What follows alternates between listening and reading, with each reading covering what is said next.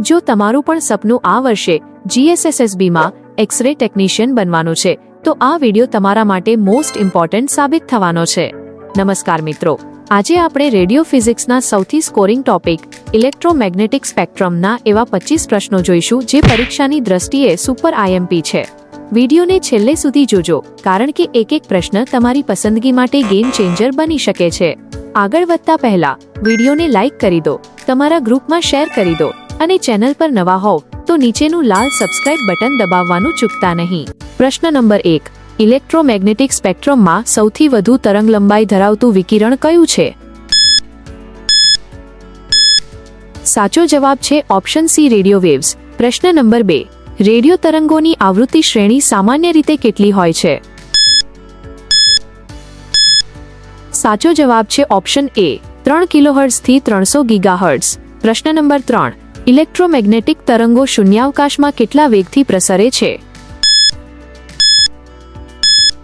સાચો જવાબ છે ઓપ્શન સી, 3 ગુણ્યા 10⁸ m/s। પ્રશ્ન નંબર 4, માઇક્રોવેવ અવનમાં ખોરાક ગરમ કરવા માટે કયા પ્રકારના ઇલેક્ટ્રોમેગ્નેટિક વિકિરણનો ઉપયોગ થાય છે?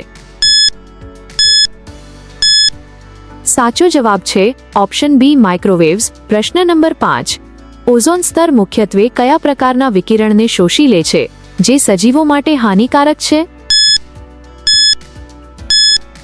સાચો જવાબ છે ઓપ્શન સી, અલ્ટ્રાવાયોલેટ રેઝ। પ્રશ્ન નંબર 6, નીચેનામાંથી કયું વિકિરણ સૌથી વધુ આવૃત્તિ, ફ્રીક્વન્સી અને સૌથી ઓછી તરંગલંબાઈ ધરાવે છે?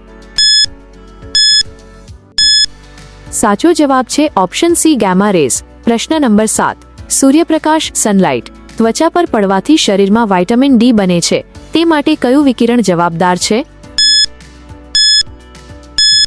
સાચો જવાબ છે ઓપ્શન બી, અલ્ટ્રાવાયોલેટ રેઝ। પ્રશ્ન નંબર 8, તબીબી ક્ષેત્રે હાડકાના ફ્રેક્ચરનું નિદાન કરવા માટે કયા વિકિરણનો ઉપયોગ થાય છે?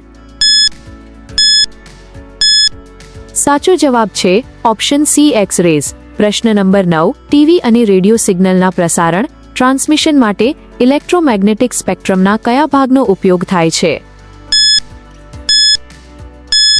સાચો જવાબ છે ઓપ્શન બી, રેડિયો વેવ્સ।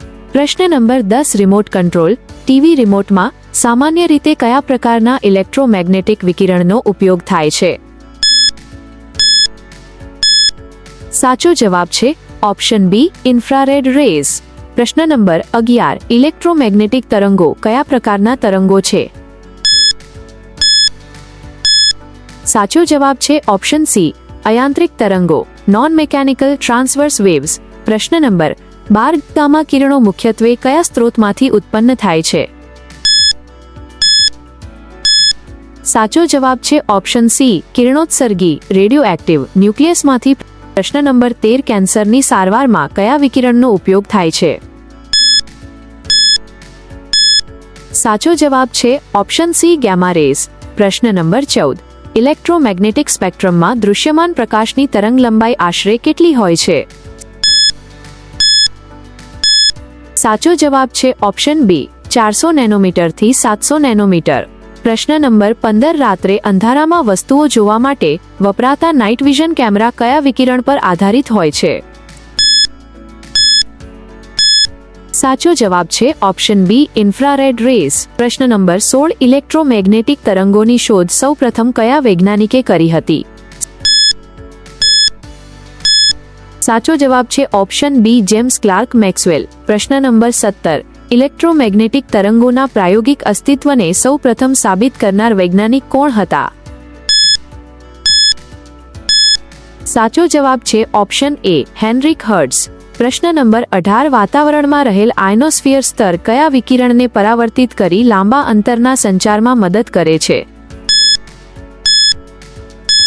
સાચો જવાબ છે ઓપ્શન બી, રેડિયો વેવ્સ। પ્રશ્ન નંબર 19, ઇલેક્ટ્રોમેગ્નેટિક તરંગમાં વિદ્યુત ક્ષેત્ર અને ચુંબકીય ક્ષેત્ર એકબીજાને કેવી રીતે હોય છે? સાચો જવાબ છે ઓપ્શન બી, લંબ। પ્રશ્ન નંબર 20, સુરક્ષા તપાસ માટે સામાન્ય તપાસમાં કયા વિકિરણનો ઉપયોગ થાય છે? સાચો જવાબ છે ઓપ્શન સી, એક્સ-રેઝ। પ્રશ્ન નંબર 21, ઇલેક્ટ્રોમેગ્નેટિક સ્પેક્ટ્રમમાં ઇન્ફ્રારેડ રેઝ અને વિઝિબલ લાઇટની વચ્ચે કયું વિકિરણ આવેલ છે? સાચો જવાબ છે ઓપ્શન બી વિઝિબલ લાઇટ જ. પ્રશ્ન નંબર 22 મોબાઈલ ફોન સંચાર માટે ઇલેક્ટ્રોમેગ્નેટિક સ્પેક્ટ્રમના કયા ભાગનો ઉપયોગ થાય છે? સાચો જવાબ છે ઓપ્શન બી માઇક્રોવેવ્સ. પ્રશ્ન નંબર 23 ઇલેક્ટ્રોમેગ્નેટિક તરંગો કયા પ્રકારના તરંગો છે? ત્રાંસા કે રેખાંશીય? સાચો જવાબ છે ઓપ્શન બી ત્રાંસા તરંગો. પ્રશ્ન નંબર 24 ગ્રીનહાઉસ અસર માટે મુખ્યત્વે કયું વિકિરણ જવાબદાર ગણાય છે? સાચો જવાબ છે ઓપ્શન બી ઇન્ફ્રારેડ રેઝ. પ્રશ્ન નંબર 25 ઇલેક્ટ્રોમેગ્નેટિક તરંગોના પ્રસરણ માટે કયા માધ્યમની જરૂર પડે છે?